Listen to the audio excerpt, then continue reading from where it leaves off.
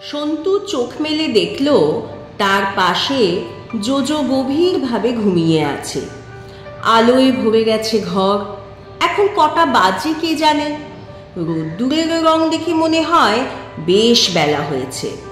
রঞ্জন আগের রাত্রেই বলে রেখেছিল আজ সে অনেক দেরি করে উঠবে, কোনো তাড়া তো নেই। জোজোকে না ডেকে সন্তু বাইরে বেরিয়ে এলো। দোতলায় আর কোনো মানুষজনের চিহ্ন নেই। পাশের ঘরগুলো খালি। মোহন সিংয়ের দলবল, সেই বৃদ্ধ ভদ্রলোক সবাই উধাও। হাওয়ায় একটু শীত শীত ভাব। সন্তু পরে আছে শুধু পাজামা আর গেঞ্জি। এই অবস্থাতেই সে চলে এলো বারান্দার একধারে। এখান থেকে তুঙ্গভদ্রা নদী ভালো করে দেখা যায় না। বাঁধটা অনেকটা উঁচু, তাতে খানিকটা ঢাকা পড়ে গেছে। সন্তু উঁকি দিয়ে দেখল নিচের বাগানে একটা লোহার বেঞ্চে বসে আছেন কাকাবাবু। গায়ে একটা চাদর, অন্যমনস্কভাবে আঙুল বোলাচ্ছেন গোঁফে। সন্তু নেমে এলো বাগানে। কাকাবাবুর পায়ের কাছে একটা চায়ের ট্রে, তাতে দুটি কাপেই চা ঢালা হয়েছিল।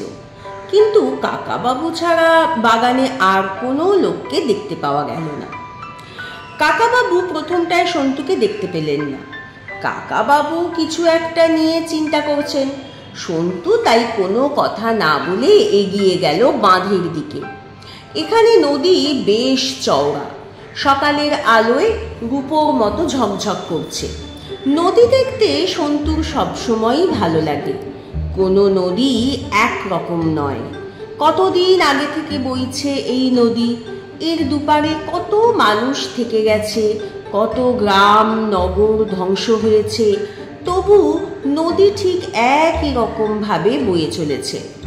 সন্তুর ইচ্ছে হলো এই নদীতে নেমে একবার সাঁতার কাটবে। জোজোকে ডাকা দরকার। জোজো অবশ্য সাঁতার জানে না, জলকে ভয় পায়, তবু জোজোকে পাড়ে দাঁড় করিয়ে রাখা যাবে। একদম একলা একলা জলে নামতে ভালো লাগে না। এখানে আর কেউ স্নানও করছে না, দু একটা মাছ ধরা নৌকো দেখা যাচ্ছে শুধু। সন্তু বাঁধ থেকে নেমে আসতেই কাকাবাবু তাকে দেখতে পেয়ে বললেন, সবাই এখনো ঘুমোচ্ছে, এবার ডাকো, ব্রেকফাস্ট খেয়ে বেরিয়ে পড়া যাক। সন্তু জিজ্ঞেস করলো, আমরা কি একদম চান টান করে বেরোবো, নাকি দুপুরে আবার ফিরে আসবো? কাকাবাবু বললেন, এখনো গরম পড়েনি, বেশ ঠান্ডা ঠান্ডা আছে, তাড়াতাড়ি বেরিয়ে পড়াই ভালো। হাম্পি দেখতে অনেকক্ষণ লাগবে, সবাই মিলে চান করতে গেলে দেরি হয়ে যাবে না? এই সময় দেখা গেল রঞ্জন আর রিঙ্কু নেমে আসছে বাগানের দিকে। রঞ্জনের চুল উস্কো খুস্কো, চোখে এখনো ঘুম লেগে আছে মনে হয়। রিঙ্কু কিন্তু এর মধ্যেই বেশ ফিটফাট হয়ে গিয়েছে। রঞ্জন একটু দূর থেকেই বলল, সুপ্রভাত কাকাবাবু, আপনার কাছে ঘড়ি আছে? এই রিঙ্কু শুধু শুধু আমায় ধাক্কা মেরে মেরে বিছানা থেকে তুলল। আমি যত বলছি এখন 6:30টার বেশি হতেই পারে না, এখনো ভোর রয়েছে। কাকাবাবু হাসতে হাসতে বললেন, আমার হাতে ঘড়ি নেই ঠিকই, কিন্তু আকাশে তো একটা মস্ত বড় ঘড়ি রয়েছে, সেদিকে তাকিয়েই বলা যায় এখন অন্তত 8:30টা বেজে গেছে। রঞ্জন বলল, ও তাহলে তো ঠিকই আছে। দক্ষিণ দেশে 9টার পর সকাল হয়, তার আগেকার সময়টাকে এরা বলে ভোর। রিঙ্কু বলল, রঞ্জনকে না ডাকলে ও সারা দিন ঘুমাতে পারে জানেন? রঞ্জন বলল, তাতেই বোঝা যায় আমার মানে স্বাস্থ্য কত ভালো, আর আবার দরকার হলে আমি সারা রাত জেগেও থাকতে পারি। এখন একখানা বেশ ভালো করে অবগাহন স্নান করতে হবে। কি বলো শ্রীমান সন্তু, আমার সঙ্গে সন্তরণ প্রতিযোগিতা হবে নাকি? শুনেছি তুমি ভালো সাঁতার জানো, তুঙ্গভদ্রা নদী এপার ওপার করা মানে বাজি ফেলবে দেখো। হঠাৎ রঞ্জন অন্যদের দিকে তাকিয়ে বলল, আরে বাংলা খেলা তো কাল রাত্রিরেই শেষ হয়ে গেছে। আমি এত কষ্ট করে বাংলা বলছি কেন? গুড মর্নিং এর বদলে সুপ্রভাত বলে ফেললুম। যাক বাবা, আজ সারা দিন ধরে প্রাণ ভরে ইংরেজি বলবো। রিঙ্কু বলল, শুধু শুধু ইংরেজি বলার দরকারই বা কি? গুড মর্নিং এর বদলে সুপ্রভাত শুনতে তো বেশ ভালোই লাগে। রঞ্জন বলল, তুমি বাজে কথা বলো না, তোমার কাল সবচেয়ে বেশি ফাইন হয়েছে। টাকাটা তুমি আজই সন্তুর কাছে জমা করে দাও, মেরে দেবার চেষ্টা করো না কিন্তু। কাল রাত্রিরে খাওয়া দাওয়ার পর হিসেব করা হয়েছিল কে কতগুলো ইংরেজি বলে ফেলেছে। রিঙ্কু আর রঞ্জন প্রায় সমান সমান। রিঙ্কুর ফাইন হয়েছে 28 টাকা আর রঞ্জনের 27। রঞ্জন আবার সন্তুকে বলল, কি আমার সঙ্গে সুইমিং কম্পিটিশনে নামতে চাও? রাজি আছো কি? বলো তাহলে, তুঙ্গভদ্রায় এপার ওপার 100 টাকা বাজি, চ্যালেঞ্জ। রিঙ্কু বলল, রাজি হয়ে যা সন্তু, 100 টাকা পেয়ে যাবি। রঞ্জন সাঁতারই জানে না। রঞ্জন আকাশ থেকে পড়ার মতো অবাক হয়ে বলল, আমি সাঁতার জানি না? আমি একটা জেনুইন বাঙাল। আমার 7 পুরুষ পূর্ব বাংলার নদী নালার দেশে। তুমি জানো ওখানে 4 বছরের বাচ্চারাও পুকুরে ডুব সাঁতার দিতে শিখে যায়। রিঙ্কু বলল, তুমি তো আর কোনোদিনও পূর্ব বাংলায় ছিলে না, তোমায় আমি কোনোদিনও সাঁতার কাটতে দেখিনি। রঞ্জন বলল, দেখোনি, আজ দেখিয়ে দিচ্ছি। আমি কলকাতার গঙ্গা কতবার এপার ওপার করেছি। ও হ্যাঁ, জোজো কোথায়? সে নিশ্চয়ই আমার থেকেও বড় চ্যাম্পিয়ন। হ্যাঁ, জোজো খুব সম্ভব কোনো সমুদ্র এপার ওপার করেছে। সন্তু বলল, জোজো এখনো জাগেনি। কাকাবাবু বললেন, তোমাদের সাঁতারের কেরামতি এখন দেখতে গেলে অনেক দেরি হয়ে যাবে। তোমরা যদি স্নান করেই বেরোতে চাও তো বাথরুমেই স্নান করে নাও। আমার মনে হয় হাম্পি দেখতে হলে তাড়াতাড়ি বেরিয়ে পড়াই ভালো। রঞ্জন বলল, কাকাবাবু, আপনার আর সন্তুর চা খাওয়া হয়ে গেছে দেখছি, আমরাও এই বাগানে বসেই বেডটি খাবো। এই সন্তু, একটু চায়ের কথা বলে আয় তো ভাইটি। সবাই একসঙ্গে হেসে উঠল। কাকাবাবু বললেন, না না, সন্তু আমার সঙ্গে চা খায়নি। অন্য একজন ভদ্রলোকের সঙ্গে আলাপ হলো, তিনি চা খেতে খেতে গল্প করছিলেন আমার সঙ্গে। গেস্ট হাউসের একজন বেয়ারা এদিকেই আসছিল কাপগুলো নিতে, তাকেই বলে দেওয়া হলো চায়ের কথা। দোতলার বারান্দায় দেখা গেল জোজোকে। সন্তু তাকে হাতছানি দিয়ে ডাকল। রঞ্জন জিজ্ঞেস করলো, আচ্ছা কাকাবাবু, আমরা যে হাম্পি দেখতে যাচ্ছি সেখানে আসলে কি দেখার আছে, একটু বুঝিয়ে বলুন তো। কাকাবাবু বললেন, হাম্পি এখানকার একটি গ্রামের নাম। এককালে ওখানেই ছিল বিজয়নগরের রাজধানী। বিজয়নগরের কথা নিশ্চয়ই তুমি ইতিহাসে পড়েছ। রঞ্জন বলল, আমি তো অঙ্ক খুব ভালো, সেই জন্য ইতিহাস আর ভূগোলে খুব কাঁচা। তাছাড়া স্কুল ছাড়বার পর তো আর ইতিহাস পড়িনি। বিজয়নগর নামে একটা রাজ্য ছিল বুঝি? রিঙ্কু ধমক দিয়ে বলল, আই রঞ্জন, তুমি বিজয়নগরের কথা জানো না? বিজয়নগর আর বাহমনি, এই দুটো রাজ্যের মধ্যে সবসময় লড়াই হতো। সন্তু বলল, হরিহর আর বুক্ক এই নামে 2 ভাই বিজয়নগর রাজ্যের প্রতিষ্ঠা করেছিল দক্ষিণ ভারতে। দিল্লিতে তখন পাগলা রাজা মুহাম্মদ বিন তুগলকের আমল, আর সেটা মোটামুটি 14th সেঞ্চুরির মাঝামাঝি। রঞ্জন সন্তুর কাঁধে হাত দিয়ে বলল, বাহ, তোর তো বেশ ইতিহাসে মাথা, সেঞ্চুরি পর্যন্ত মনে আছে। আচ্ছা হ্যাঁ, বুঝলাম, বিজয়নগর নামে একটা রাজ্য ছিল আর তার রাজারা সবসময় মারপিট করত। বেশ, তারপর? কাকাবাবু বললেন, হাম্পিতে সেই এককালের বিরাট শহর বিজয়নগরের রুইন্স আছে, সেগুলোই দেখতে যাচ্ছি। রঞ্জন অবহেলা করে বলল, ও হিস্টোরিক্যাল রুইন্স, তার মানে তো 2-4টে ভাঙা দেওয়াল, আধখানা মন্দির আর একটা লম্বা ধ্যারেঙ্গা গেট।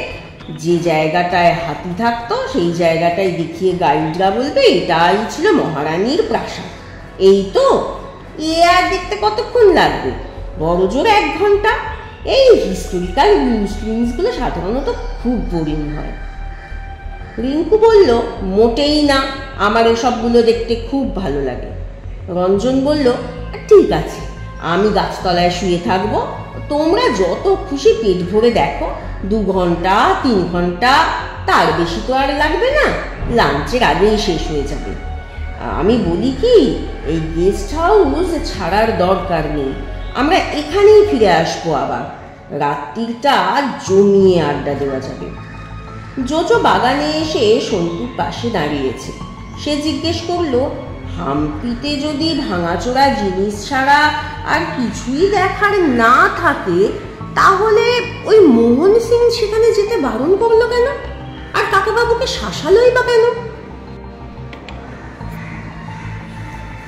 রঞ্জন বলল,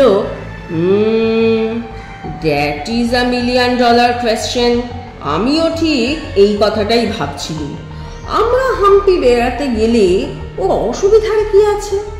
আর তাছাড়া ওই গন্ডারটা কাকাবাবুকে 50,000 টাকা দিয়ে কি একটা কাজ করাতে চেয়েছিল। কাকাবাবু বললেন, এখন একটু একটু মনে পড়ছে, ওই মোহন সিং এর ভাই সুরজ সিংকে আমি একবার জব্দ করেছিলাম। সুরজ সিং এখন জেল খাটছে, সেই জন্যেই আমার উপর মোহন সিং এর রাগ থাকতে পারে। 50,000 টাকার লোকটা কেন দেখিয়েছিল বুঝতে পারছি না। আমাকে কোনো ফাঁদে টাদে ফেলতে চেয়েছিল হয়তো। রিঙ্কু বলল, ওর কথায় আমরা ভয় পাবো নাকি?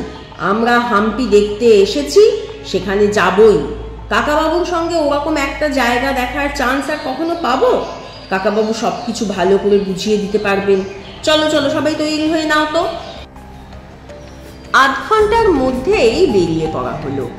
গেস্ট হাউসটা না ছেড়ে সেখানে রেখে যাওয়া হলো কিছু জিনিসপত্র। সবাই ওঠার পর রঞ্জন গাড়িতে স্টার্ট দিয়ে বলল, ওই মোহন সিং বেটা সিনেমায় ডাকাতের পার্ট করে, ব্যবহারটাও ডাকাতের মতো।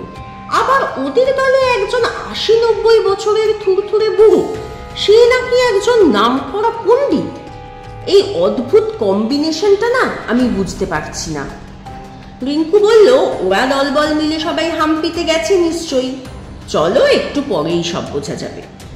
ওদের দুজনের কথা শুনে কাকাবাবু একটু মুচকি হাসলেন, কিন্তু কোনো মন্তব্য করলেন না।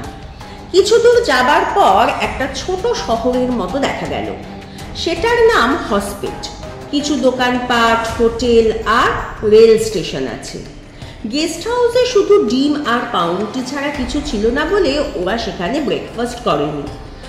ডিম আর টোস্ট তো রোজই খাওয়া হয়, বাইরে বেড়াতে এসেও ওসব খেতে ভালো লাগে না।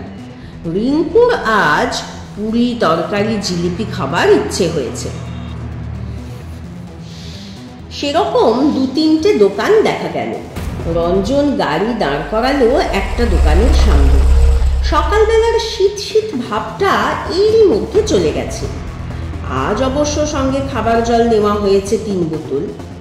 গাড়ি থেকে নামতে নামতে কাকাবাবু বললেন, এখান থেকে হাম্পি আর 6-7 কিলোমিটার দূরে, কিন্তু এক সময় বিজয়নগর রাজ্য শুরু হয়েছিল প্রায় এখান থেকেই।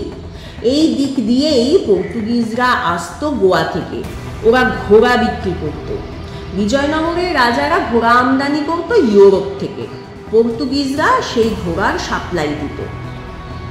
জোজো জিজ্ঞেস করতো, ইউরোপ থেকে ঘোড়া কিনতো কেন? আমাদের দেশে তখন ঘোড়া পাওয়া যেত না? কাকাবাবু বললেন, হ্যাঁ পাওয়া যেত, কিন্তু সেগুলো ছোট ছোট। ইউরোপের ঘোড়াগুলো অনেক বড় আর বেশ তেজি। তখনকার দিনে যে রাজার যত বেশি শক্তিশালী অশ্বারোহী সৈন্যবাহিনী থাকতো, তারাই সাধারণত যুদ্ধে জিতে যেত। সন্তু বলল, আমাদের দেশের ঘোড়াগুলো সব টাটকা ঘোড়া? কাকাবাবু বলল, না সব নয়, বেশিরভাগ। ভালো জাতের ঘোড়া বিদেশ থেকেই এসেছে। রঞ্জন বলল, আর সেই সব ভালো ভালো ঘোড়া যুদ্ধেই মরে গেছে নিশ্চয়ই। এখনকার টাঙার ঘোড়াগুলো দেখুন, বেতো বেতো, রোগা রোগা। এই শহরের রাস্তা দিয়ে টাঙার মতো একরকম গাড়ি যাচ্ছে অনেক। রঞ্জনের কথাই ঠিক, সেগুলোর কোনো ঘোড়াই তাগড়া নয়। 5 জনের এই দলটি গিয়ে বসলো একটা রেস্তোরাঁর দোতলায়। এর মধ্যে রঞ্জনের চেহারাটাই আগে চোখে পড়ে। লম্বা চওড়া, মুখ ভর্তি দাড়ি, আজ সে মাথায় একটা টুপি পরেছে ক্রিকেট খেলোয়াড়দের মতো। অনেকেই তার দিকে তাকিয়ে তাকিয়ে দেখছে। খাবারের অর্ডার দেওয়ার পর রঞ্জন বলল, হাম্পিতে যাবার পর যতদূর মনে হচ্ছে ওই মোহন সিংয়ের সঙ্গে দেখা হবে। সে যদি আবার ধমকাধমকি শুরু করে তাহলে আমাদের স্ট্র্যাটেজি কী হবে সেটা কিন্তু আগে ঠিক করে ফেলা যায়। রিঙ্কু বলল, ইস, ধমকালেই হলো নাকি? বিজয়নগরটা কি ওর মামার বাড়ি? ও যদি গায়ে পড়ে আর একটাও কথা বলতে আসে তাহলে আমি ওকে পুলিশে ধরিয়ে দেব। রঞ্জন বলল, কাকাবাবু জানেন তো, রিঙ্কুর ধারণা ভারতবর্ষের সব পুলিশ ও হুকুম শুনতে বাধ্য। রিঙ্কু বলল, কেন শুনবে না? একজন লোক যদি অন্যায় করে পুলিশ তাকে ধরবে না কেন? জোজো বলল, তোমরা আমার উপর ছেড়ে দাও, এবার মোহন সিং কিছু করতে এলে একাই আমি ওকে ঠিক করে দেব। রঞ্জন বলল, তা জোজো পারবে, জোজো সব পারে। টেবিলের ওপর থেকে একটা ছোট প্লাস্টিকের বাটি তুলে নিল জোজো। সেই বাটিতে রয়েছে শুকনো লঙ্কার গুঁড়ো। এদিককার লোকেরা খুব ঝাল খায়, সব খাবারে শুকনো লঙ্কার গুঁড়ো মিশিয়ে নেয়। জোজো পকেট থেকে রুমাল বের করে তাতে ঢেলে নিল লঙ্কার গুঁড়োগুলো। তারপর রুমালটায় পুটলি বেঁধে পকেটে রাখল। সন্তু বলল, হাতটা ধুয়ে নে জোজো, নইলে কখন নিজের হাত চোখে লাগিয়ে কান্নাকাটি শুরু করবি। রিঙ্কু বলল, ওসব করার দরকার নেই, লোকটাকে আমি ঠিক পুলিশে ধরাবো। রঞ্জন বলল, অর্থাৎ কিছুই ঠিক হলো না। কাকাবাবু কিছু বলছেন না, তার মানে তিনি কিছু একটা ঠিক করে রেখেছেন। আর যাকে বিজয়নগর দেখার পর আমরা কোথায় যাব? রিঙ্কু বলল, এরপর আমরা গোয়া যাব। রঞ্জন বলল, সে তো অনেক দূর, অতখানি কে গাড়ি চালাবে? সন্তু বলল, রঞ্জন দা, ওই যে তুঙ্গভদ্রা নদী আমরা দেখলাম, সেই নদী কোনো এক জায়গায় কৃষ্ণা নদীতে মিশেছে, সেইখানটায় একবার গেলে হয় না? রঞ্জন বলল, গ্রেট আইডিয়া, একসঙ্গে দুটো নদীর জল লুটোপুটি হুটোপুটি করছে, সেটা তো দেখতেই হবে, সেখানে আমরা সাঁতার কাটবো, কি বলো সন্তু? রঞ্জন এই কথায় এত উৎসাহিত হয়ে গেল যে ঝটপট 7-8খানা পুরি আর আলুর দম খেয়ে নিয়েই উঠে দাঁড়িয়ে বলল, তাড়াতাড়ি, সবাই তাড়াতাড়ি করো, আগে আমরা ইতিহাস দেখে নিই, তারপর চলে যাব তুঙ্গভদ্রার ধার দিয়ে একেবারে কৃষ্ণা নদীর দিকে। আহা, কৃষ্ণা নদী, কি সুন্দর নাম। রঞ্জনের তাড়ায় গরম গরম কফি পেয়ালায় ঢেলে খেতে হলো জোজো আর সন্তুকে। তারপর আবার গাড়িতে চড়া। হাম্পিতে ঢোকার মুখে একদল গাইড দাঁড়িয়ে থাকে। বিজয়নগরের ভাঙা রাজধানী অনেকটা ছড়ানো, দেখার জিনিসগুলো বেশ দূরে দূরে, গাইডদের সাহায্য ছাড়া খুঁজে পাওয়া মুশকিল। রঞ্জনদের গাড়িটা গেটের কাছে থামতেই 4-5 জন গাইড ছুটে এলো। কাকাবাবু বললেন, গাইড নেবার দরকার নেই, জায়গাগুলো আমার মোটামুটি মনেই আছে। গাইডরা সবাই মিলে বলতে লাগলো, অনেক নতুন নতুন জায়গা বেরিয়েছে, অনেক জায়গা খুঁড়ে নতুন জিনিস বেরিয়েছে। রঞ্জন বলল, আরে ভাই, हम लोग নতুন জিনিস দেখনে नहीं आया, हम लोग পুরনো ইতিহাস দেখেগা। একজন গাইড তবু জোর করে সামনের দরজা খুলে কাকাবাবুর পাশে বসে পড়তে যাচ্ছিল। কাকাবাবু একটা হাত তুলে তাকে আটকে জিজ্ঞেস করলেন, আপনি আমাদের গাইড হতে চান তো? তার আগে আমার একটা প্রশ্নের উত্তর দিন তো। রামরায় যখন বিজয়নগর আক্রমণের কথা শুনলেন তখন তিনি কি করেছিলেন? লোকটি থতমত খেয়ে বলল, রামরায়?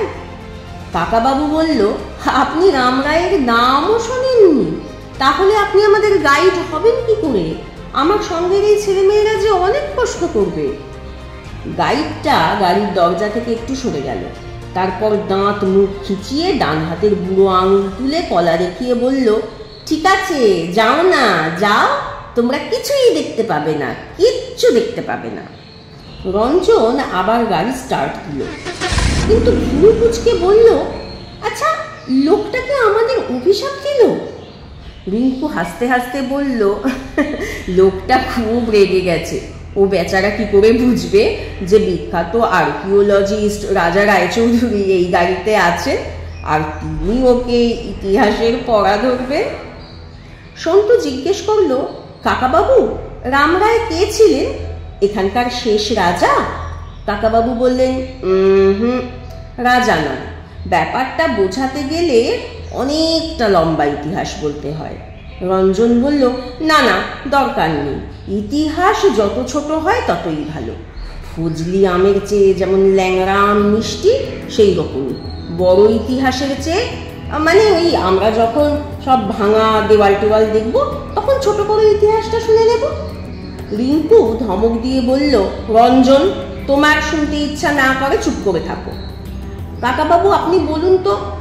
কাকাবাবু বললেন, সামনে অত ভিড় কিসের বলো তো? পুলিশ টুলিশও দেখা যাচ্ছে। রাস্তাটা সবে একটা বাঁক নিয়েছে। একটু দূরে দেখা গেল প্রচুর লোক জমে আছে। আরো কিছু লোক সেই দিকে ছুটছে। একটা বোমা ফাটার মতো জোর শব্দও হলো। কাকাবাবু বললেন, ওটাই মেন গেট। কিছু একটা ঘটেছে মনে হচ্ছে। একটা বড় গেট দেখা যাচ্ছে। সেখানেই লোকেরা ঠেলাঠেলি করছে। কয়েকজন পুলিশ লাঠি উঁচিয়ে সরিয়ে দিতে চাইছে তাদের। রঞ্জন সেই গেটের উল্টো দিকের মাঠে গাড়িটা থামিয়ে বলল, আপনারা বসুন, আমি দেখছি। গাড়ির চাবিটা আঙুলে ঘোরাতে ঘোরাতে সে এগিয়ে গেল। একটু বাদেই হাসতে হাসতে ফিরে এসে বলল, আজ আর ভেতরে ঢোকাই যাবে না, আজ সব বন্ধ। রিঙ্কু ভুরু কুঁচকে বলল, ভেতরে ঢোকা যাবে না মানে? কেন ঢোকা যাবে না কেন? রঞ্জন দাড়ি চুমড়ে বলল, এখন ওই গাইডটার অভিশাপের মানে বুঝতে পারছি। ও ব্যাটা সব জানতো। আমাদের সঙ্গে গাড়ি পর্যন্ত এসে কিছুই না জানার ভান করে পয়সা আদায় করবার তালে ছিল। রিঙ্কু বলল, আরে গাইডের কথা বাদ দাও, ভেতরে কেন যাওয়া যাবে না সেইটা বলো। রঞ্জন বলল, বললুম না আজ বন্ধ। রিঙ্কু বলল, আর গাইডের কথা বাদ দাও, ভিতরে কেন যাওয়া যাবে না, কি হয়েছে সেটাই বলো। রঞ্জন বলল, বললুম না আজ বন্ধ, ভিজিটার্স নট অ্যালাউড। ওখানে একটা সিনেমার শুটিং হচ্ছে, পুলিশ কাউকে যেতে দিচ্ছে না। রিঙ্কু আরো রেগে গিয়ে বলল, সিনেমার শুটিং হচ্ছে বলে আমরা যেতে পারবো না? কত দূর থেকে এসেছি, এমনি এমনি ফিরে যাব? আমি গিয়ে ওদেরকে এখনই বলছি, এটা বেআইনি, এ হতে পারে না। রিঙ্কুর সঙ্গে সঙ্গে সন্তু আর জোজো নেমে গেল গাড়ি থেকে। কাকাবাবু গাড়ির মধ্যে বসে থেকেই দরজাটা খুলে দিলেন হাওয়া খাওয়ার জন্য। রঞ্জন নাকে এক টিপ নস্যি নিল।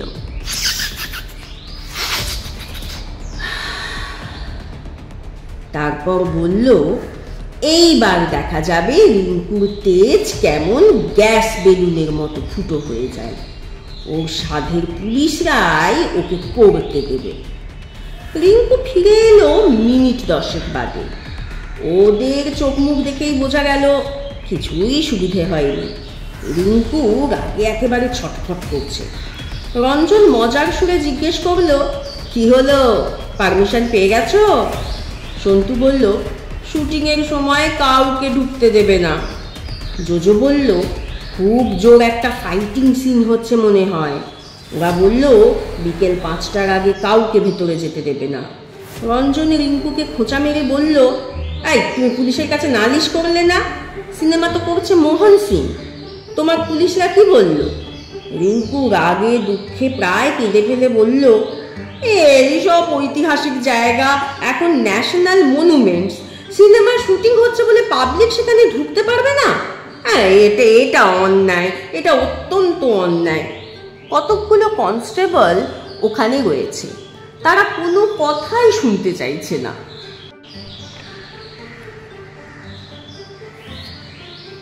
রঞ্জন বলল, তাহলে কি করা যায় সেটা বলো। বিকেল 5টা পর্যন্ত এখানে এই রোদ্দুরের মধ্যে বসে থাকার তো কোনো মানে হয় না। রিঙ্কু বলল, এখানে বসে থাকবো না, বিকেলে আবার ফিরে আসবো। রঞ্জন বলল, তাতেও কোনো সুবিধে হবে না। সিনেমার শুটিং 5টা বললে 7টায় শেষ হবে, কিংবা আজ হয়তো শেষই হবে না, কালও এইরকম চলবে। আমি যা বুঝতে পারছি, হাম্পি দেখার কোনো আশা আমাদের নেই। এই জন্যেই মোহন সিং আমাদের এখানে আসতে বারণ করেছিল। খুব খারাপ কিছু বলেনি। রিঙ্কু বলল, তুমি বলতে চাও আমরা এই জায়গাটা না দেখে ফিরে যাব? অসম্ভব। রঞ্জন বলল, তাছাড়া আর উপায় কি বলো? আমি তো তোমাদের বাধা দিইনি। অবশ্য আমি পার্সোনালি খুব একটা হতাশ হইনি। আমার ভাই অত ইতিহাসের দিকে ঝোঁক নেই। ভাঙা দেওয়াল, ভাঙা দুর্গ, মন্দির টন্দির এই সব জায়গাতেই প্রায় এক। তোমরা চাও তো অন্য জায়গায় তোমাদের এসব জিনিস দেখিয়ে দেব। এখন আমি সাজেস্ট করছি, এখানে শুধু শুধু বসে থেকে কোনো লাভ নেই। চলো কৃষ্ণা আর তুঙ্গভদ্রা নদীর সঙ্গমের দিকে যাই। রাস্তায় খাবার দাবার কিনে নেব, সেখানে পিকনিক করব, একসঙ্গে দুটো নদীর জলে সাঁতার কাটবো। ইতিহাসের চেয়ে জ্যান্ত প্রকৃতি অনেক ভালো। রিঙ্কু বলল, আমরা বিজয়নগর না দেখে ফিরে যাব? কাকাবাবু, আপনি তো কিছুই বলছেন না। কাকাবাবু আকাশের দিকে চেয়েছিলেন। আকাশে অনেকগুলো চিল কিংবা শকুন উড়ছে একসঙ্গে। সম্ভবত বোমার শব্দে তারা এখান থেকে উড়ে গেছে। কাকাবাবু সেখান থেকে চোখ নামিয়ে বললেন, রঞ্জন, তোমার ইতিহাস সম্পর্কে আগ্রহ নেই, কিন্তু এখানে অন্য একটা ভারী চমৎকার দেখার বা বলা যেতে পারে শোনার জিনিস আছে। রাজধানী বিজয়নগর প্রায় পুরোপুরি ধ্বংস হয়ে গেলেও এর ভিতরে একটা মন্দির আছে। সেটা খুব বেশি ভাঙেনি। তার নাম এরা এখন বলে বিট্টওয়াল স্বামী টেম্পল। সেই মন্দিরটার মজা কি জানো তো? সেটা হচ্ছে একটা মিউজিক্যাল টেম্পল। তার মানে সেই মন্দিরের এক একটা থামে একটু জোরে আওয়াজ করলে নানা রকম সুর বেরোয়। রঞ্জন চোখ বড় বড় করে বলল, থামে আঘাত করলে সুর বেরোয়? কাকাবাবু বললেন, হ্যাঁ, 7টা থামে টোকা মারলে তুমি সা রে গা মা শুনতে পাবে। আর একটা জায়গায় পুরো একটা গানের সুর, একটা থামে তবলার লহরা। রঞ্জন গান বাজনা খুব ভালোবাসে। সে খুব কৌতূহলের সঙ্গে কাকাবাবুর কথা শুনল। তারপর বলল, এটা আমি ঠিক বিশ্বাস করতে পারছি না কাকাবাবু। মন্দিরের থামে টোকা দিলে সারে গামা তবলার লহরা, যা হতেই পারে না, আষাঢ়ে গপ্প। জোজো গম্ভীরভাবে বলল, ইস্তাম্বুলে এরকম মন্দির আছে। রঞ্জন বলল, ইস্তাম্বুলে তো আমরা এখন যেতে পারছি না ভাই। তাছাড়া ইস্তাম্বুলে কোনো মন্দির আছে বলে শুনিও নি। রিঙ্কু বলল, রঞ্জন, তুমি বড্ড হয়ে গেছো। কাকাবাবু কি তোমাকে মিথ্যে কথা বলবেন? রঞ্জন বলল, আমি সে কথা বলছি না, তবে সিইং ইজ বিলিভিং, মানে নিজের চোখে না দেখলে, নিজের কানে না শুনলে এসব কথা ঠিক বিশ্বাস করা যায় না। তুমি আমার সঙ্গে বাজি ধরবে? কত? 100 টাকা? কাকাবাবু বললেন, তুমি ওর সঙ্গে বাজি ধরছো কেন? কথাটা তো বলেছি আমি। চলো তাহলে মন্দিরটা দেখে আসা যাক। রঞ্জন বলল, এ বাবা, যাবো কি করে? যাবার উপায় নেই বলেই তো আপনি আমাকে এত ধোকায় ফেলে দিলেন। কাকাবাবু বললেন, কেন যাওয়া যাবে না? ইচ্ছে থাকলেই উপায় হয়। কাকাবাবু গাড়ি থেকে নেমে পড়তেই রঞ্জন এক গাল হেসে বলল, ও তাই বলুন, আপনার আইডেন্টিটি কার্ড দেখালেই পুলিশরা আপনাকে রাস্তা ছেড়ে দেবে, আপনাকে কেউ আটকাবে না। তা সে কথা এতক্ষণ বললেই হতো। রিঙ্কু কিংবা সন্তু জোজোর মুখে অবশ্য কোনো আশার ভাব ফুটল না। তারা এই মাত্র পুলিশের সঙ্গে তর্ক করে এসেছে। অতি সাধারণ সব কনস্টেবল, তারা কোনো কথাই বুঝতে চায় না। সিনেমা কোম্পানির কিছু লোকও সেখানে রয়েছে। তারা খালি চেঁচিয়ে বলছে, হাঁটাও, ভিড় হাঁটাও। এরা কি কাকাবাবুকে পাত্তা দেবে? কাকাবাবু গাড়ি থেকে নেমে ক্রাচ দুটো বগলে নিয়ে বললেন, তোমরা গাড়ি বন্ধ করে চলে এসো আমার সঙ্গে। ভিড় ঠেলে কাকাবাবু এগিয়ে গেলেন একেবারে সামনে। সন্তু মনে মনে একটু ভয় পাচ্ছে। সে জানে কাকাবাবু কোনো দিন কাউকে আইডেন্টিটি কার্ড দেখাননি, এমনকি কাকাবাবু সেরকম কোনো কার্ড আছে কিনা তাই সে জানে না। এই দলটাকে খুব সামনে এগিয়ে আসতে দেখে দুজন কনস্টেবল রুক্ষভাবে বলল, হাঁটো হাঁটো, দূর হাঁটো। কাকাবাবু আঙুল তুলে একটু দূরের একটা সন্ডা মার্কা লোককে দেখিয়ে বলল, আমরা এই সিনেমার ইউনিটের লোক, ওই লোকটাকে ডাকো, ও ঠিক বুঝবে। রঞ্জন সেই লোকটার দিকে তাকিয়ে বিড়বিড় করে বলল, আমাকে গলা ধাক্কা দিয়েছিল। কি যেন নাম ওর? বিরজু সিং, তাই না? কাকাবাবু হেসে বললেন, এবার দেখো না কি মজা হয়। পুলিশরা কাকাবাবুর কথা শুনেও দ্বিধা করছিল। কাকাবাবু আবার তাদেরকে বললেন, আমরা মোহন সিং এর মেহমান, কেন দেরি করছো? ওই বিরজু সিংকে একবার ডেকে আনো। এবার একজন সেপাই ছুটে গেল। বোঝা গেল যে মোহন সিং এর নামটা এদের খুব চেনা।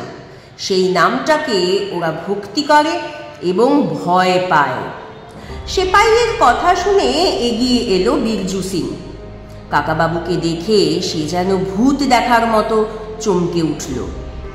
ভুরু দুটো কপালে তুলে বলল, রাজা রায়চৌধুরী?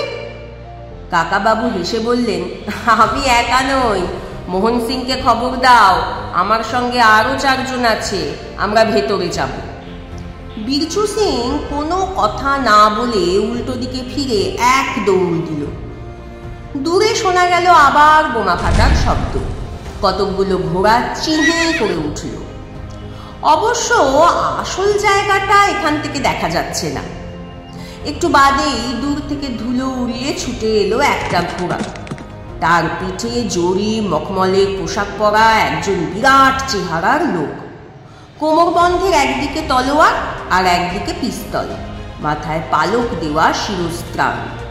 ইতিহাস বইয়ের পাতায় এই রকম মানুষের ছবি আঁকা থাকে।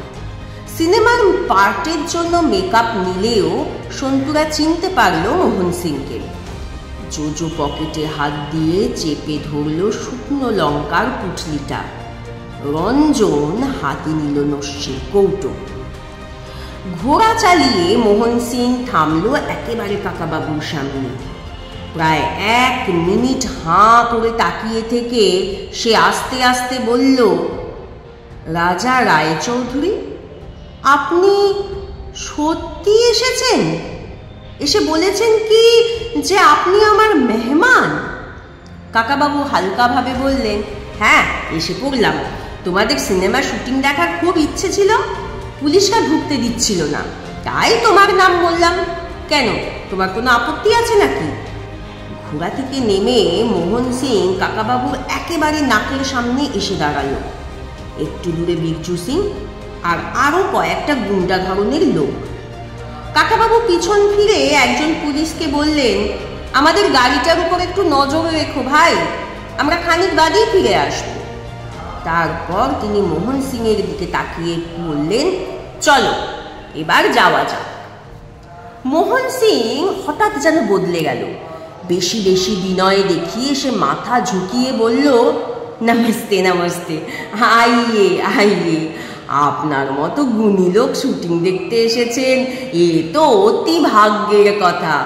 জানেন মিস্টার রায়চৌধুরী, এর আগে অনেক মন্ত্রী আর সরকারি অফিসার শুটিং দেখতে চেয়েছিল, কারো কথায় পাত্তা দিইনি, কিন্তু আপনাদের কথা আলাদা। কাকাবাবু বললেন, আমরা বেশিক্ষণ থাকবো না। মোহন সিং, আপনার মেকআপ দেখে মনে হচ্ছে আপনি শুটিং করতে করতে চলে এসেছেন। আপনার ব্যস্ত হবার কোনো দরকার নেই, আমরা ঘুরে ঘুরে 4-5টা দেখেই চলে যাব। মোহন সিং বলল, আরে আপনার যতক্ষণ ইচ্ছা হয় থাকবেন। প্রফেসর শর্মাজি আমাদের বলে রেখেছেন যে মিস্টার রাজা রায়চৌধুরী এলে তাকে খাতির যত্ন করবে। আপনি এই জায়গাটার হিস্ট্রির বিষয়ে অনেক কিছু জানেন, শুটিংয়ের সময় আপনি অ্যাডভাইস দিতে পারবেন। জোজো হঠাৎ উফ করে চেঁচিয়ে উঠল। সবাই সেদিকে তাকাতেই জোজো বলল, আমার চোখে কি যেন কামড়েছে হঠাৎ। তারপরেই দু চোখে হাত চাপা দিয়ে আর্তনাদ করতে লাগলো, ও জ্বলে গেল, চোখ জ্বলে গেল, আমি অন্ধ হয়ে যাব। রঞ্জন সন্তুর দিকে তাকিয়ে মুচকি হাসলো। রিঙ্কু ব্যস্ত হয়ে বলল, জল কোথায়? জল পাবো? ওর চোখে জল লেগে ঝাপটা দিতে হবে এখনই। মোহন সিং পেছন ফিরে হুকুম দিল, বিরজু, এই মেহমানদের টেন্টে নিয়ে যাও, চা পানি পিলাও, আমি শর্মাজিকে খবর দিয়ে আসছি। অন্ধ মানুষের মতন জোজোকে ধরে ধরে নিয়ে চলল সন্তু। জোজো অনবরত উহ আহ মরে গেলুম বলে যাচ্ছে। সন্তু তার কানে কানে ফিসফিস করে বলল, তোকে হাতটা ভালো করে ধুয়ে নিতে বলেছিলুম না? একটু পরেই পরপর 3টে তাঁবু খাটানো, বাইরে রঙিন ঝালর আর ফুলের মালা দিয়ে সাজানো। একটা তাঁবু বেশ বড়, তার মধ্যে অনেকগুলো চেয়ার, একপাশে তবলা, ঢোল, সেতার, সারেঙ্গি এইসব রাখা, আর আরেক পাশে অনেকগুলো তলোয়ার, খন্তা, কোদাল, শাবল এইসব। ওদের সেই তাঁবুর মধ্যে এনে বিরজু সিং বলল, আপ লোক ব্যাঠিয়ে, আমি এখনই পানি নিয়ে আসছি। একটু পরেই একজন লোক এক জাগ জল নিয়ে এলো। রিঙ্কু সেটা নিয়ে বলল, জোজো চোখ খোলো, আমি ঝাপটা দিয়ে দিচ্ছি। জোজো কিছুতেই চোখ খুলতে পারছে না। রঞ্জন এসে চেপে ধরল তার হাত। সন্তু জোর করে তার চোখের পাতা খুলে দেবার চেষ্টা করল। রিঙ্কু জল ছিটিয়ে দিতে লাগলো তার মুখে। নিজের অস্ত্রে নিজেই ঘায়েল বলে উঠল রঞ্জন। রিঙ্কু বলল, চুপ, এখন ওসব বলে না। মিনিট 5 বাদে জোজো অনেকটা সুস্থ হলো। তার জামা ভিজে গেছে অনেকখানি। একটা চেয়ারে হেলান দিয়ে সে বসে রইল আচ্ছন্নের মতো। কাকাবাবু বললেন, ওতে কিছু ক্ষতি হবে না, এত জলের ঝাপটায় চোখটা বরং পরিষ্কার হয়ে গেল। তা আর দেরি করে কি হবে, চলো যাওয়া যাক। জোজো, আর কোনো অসুবিধা নেই তো? জোজো এখনো চোখ খুলছে না। সে বলল, না ঠিক আছে, যেতে পারবো। রঞ্জন বলল, জোজো চোখ বুজে বুজে শুটিং দেখবে, তাতেই বোধহয় বেশি ভালো দেখা যাবে। বিরজু সিং বলল, না না, আপনারা বসুন, শুটিং শুরু হতে দেরি আছে। এই রোদ্দুরের মধ্যে কোথায় ঘুরবেন, এখানে বসে আরাম করুন। কাকাবাবু বললেন, শুটিং শুরু না হলেও আমরা ততক্ষণে মন্দির টন্দিরগুলো দেখি। বিঠল স্বামী মন্দিরটা এদের দেখাবো বলেছি। বিরজু বলল, ওই মন্দিরের সামনে তো অন্য সেট তৈরি হচ্ছে, বাঁশ বাঁধা হচ্ছে, এখন গেলে তো কিছুই দেখতে পাবেন না, বিকেলবেলা আপনাদের নিয়ে যাব সেখানে। কাকাবাবু বললেন, বিকেল পর্যন্ত তো আমরা এখানে থাকবো না। এই সময় মোহন সিং ফিরে এসে বলল, মিস্টার রায়চৌধুরী, আপনারা এসেছেন শুনে প্রফেসর শর্মাজি খুব খুশি হয়েছেন। উনি একবার আপনাকে ডাকছেন, জরুরি কথা আছে। 5 মিনিটের জন্য ঘুরে আসবেন? আপনার লোকেরা ততক্ষণ না হয় বসুক এখানে। কাকাবাবু ক্রাচ নিয়ে উঠে দাঁড়িয়ে বললেন, ঠিক আছে, শর্মাজির সঙ্গে একবার দেখা করে আসি। কত দূর যেতে হবে? মোহন সিং বলল, এই তো কাছেই। উনি এইরকমই আর একটা তাঁবুতে আছেন। উনি এই ফিল্মে পার্টও করছেন, জানেন তো? দেখবেন, চলুন কিরকম মেকআপ নিয়েছেন। কাকাবাবু ভুরু তুলে বললেন, তাই নাকি? উনি সিনেমায় পার্ট করছেন এই বয়সে? মোহন সিং বলল, জি হ্যাঁ, উনি রাম রায় সেজেছেন, খুব মানিয়েছে। সেই থুথুরে বুড়ো লোকটি সিনেমায় পাঠ করছে শুনে সন্তু আর রঞ্জনদের মুখে একটা হাসির ঢেউ খেলে গেল। কাকাবাবু ওদের বললেন, তোরা বস তাহলে, আমি চট করে ঘুরে আসি, অন্য কোথাও চলে যাসনি যেন। কাকাবাবুকে নিয়ে ওরা চলে যাবার পর সন্তু তাঁবুর এক কোনায় গিয়ে একটা তলোয়ার তুলে নিল হাতে। রঞ্জনও আর একটা তুলে নিয়ে সামনের দিকে দুবার ঘুরিয়ে বলল, কি সন্তু, হবে নাকি সোর্ড ফাইট? সন্তু বলল, আমি তলোয়ার খেলতে জানি না, আপনি শিখেছেন বুঝি? রঞ্জন দাড়িতে হাত বুলিয়ে বলল, অনেক দিন আগে। স্টুয়ার্ট গ্রেঞ্জারের চেয়ে একটু কম ভালো পারে, এই দেশে চ্যাম্পিয়ন। সন্তু বলল, সিনেমার জন্য অনেক সেট বানাতে হয়, মাটি ফাটি খুঁড়তে লাগে বোধ হয়। সিনেমায় যত রাজবাড়ি ফাড়ি দেখা যায় সবই তো নকল। তাঁবুর পর্দা সরিয়ে বীরজু সিং আবার ঢুকতেই ওরা তলোয়ার দুটো রেখে দিল। বীরজু সিংয়ের হাতে একটা ট্রেতে 4 গেলাস শরবত, বেশ লম্বা লম্বা গেলাস, তাতে ভর্তি শরবতের ওপর বরফের টুকরো ভাসছে। রঞ্জন প্রথমেই হাত বাড়িয়ে একটা গেলাস তুলে নিয়ে বলল, আরে এসব আবার কেন? বীরজু বলল, বাইরে বহুত গরম, একটু ঠান্ডা খেয়ে নি। রঞ্জন বলল, জোজো খেয়ে নে, তোর চোখও ঠান্ডা হয়ে যাবে। রিঙ্কু বলল, আমি শরবত খাবো না। বীরজু তার কাছে এসে বলল, খান না, খেয়ে দেখুন, পেস্তা আর মালাইয়ের শরবত। শুটিংয়ের সময় সবাই 2-3 গেলাস করে খায়।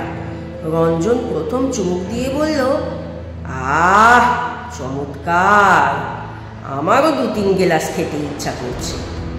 অনিচ্ছা সত্ত্বেও রিঙ্কুকে নিতে হলো গেলাসটা। বীরজু সিং রঞ্জনকে বলল, আপনি আর 1 গেলাস নেবেন? আমি আনছি। রঞ্জন বলল, না না, আমার আর চাই না, এমনিই বলছিলাম। রঞ্জন দ্বিতীয় চুমুকেই সবটা শেষ করে ফেলল। বীরজু সিং বেরিয়ে গেল তাঁবু থেকে।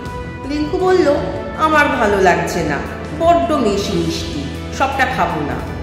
সন্তু আর জোজো প্রায় শেষ করে এনেছে। রঞ্জন বলল, রিঙ্কু তুমি সবটা খাবে না? তাহলে আমাকে দিয়ে দাও। এমন সময় জোজোর হাত থেকে খসে পড়ল গেলাসটা। মেঝেতে দড়ির কার্পেট পাতা, তাই গেলাসটা ভাঙল না। সন্তু জিজ্ঞেস করল, কি হলো রে, গেলাসটা ফেলে দিলি? জোজো একটা বিরাট হাই তুলে বলল,